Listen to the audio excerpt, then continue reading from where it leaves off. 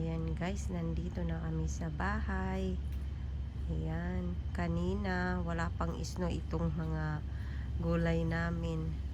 Tapos pagkagaling namin sa grocery, ayan, kanya na guys. May mga bunga pa itong kamatis guys, pero ganyan na, meron ng snow. Ayan, ito yung gulay namin guys, marami ng snow. Yan, kukunin ko na lang yan. Ayan o, kunin, pwede pa naman yan eh. Marami pa namang bunga, sayang, may snow na. Yan, ganyan guys. Yung mga sitaw wala na, talagang wala na yung mga sitaw, tsaka yung ampalaya doon.